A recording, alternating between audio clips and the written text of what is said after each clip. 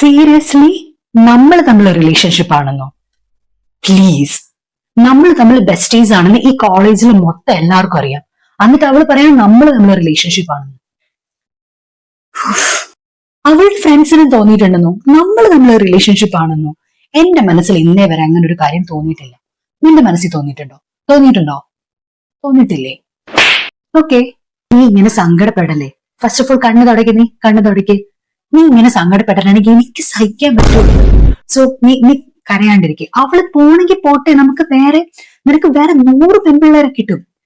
You must know your worth. അത് നീ first മനസ്സിലാക്കുക. ഇതൊരു ടോക്സിക് റിലേഷൻഷിപ്പ് ആയിരുന്നു. നീ രക്ഷപ്പെട്ടു എന്ന് വിചാരിച്ചാൽ മതി. ഇതൊരു ടോക്സിക് എന്ന് പറഞ്ഞാൽ ഭയങ്കര ടോക്സിക് റിലേഷൻഷിപ്പ് ആയിരുന്നു കേട്ടോ.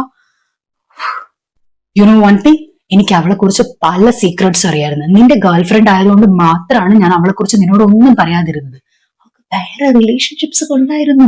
നീ രക്ഷപ്പെട്ടടാ. അതിന് മാത്രം ഇപ്പൊ നീ എന്താ ചെയ്തത്? അവളുടെ ബർത്ത്ഡേക്ക് നീ എന്റെ കൂടെ പുറത്തു വന്നു. അതാണ് ഇത്ര വലിയ കുറ്റം. ഓ പ്ലീസ്, ഇതിനൊക്കെ ഈ ഒരു ചെറിയ ചെറിയ കാര്യത്തിലേക്കാണോ അവള് വഴക്കിടുന്നത്? എനിക്കറിയത്തില്ല. ഷീ ഈസ് വെരി ടോക്സിക് മാൻ. നീ അവളെ ബ്രേക്കപ്പ് ചെയ്തത്, അവളായിട്ട് തന്നെ ബ്രേക്കപ്പ് ചെയ്തത് നന്നായി.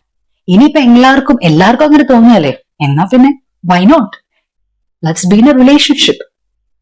Is that okay for U?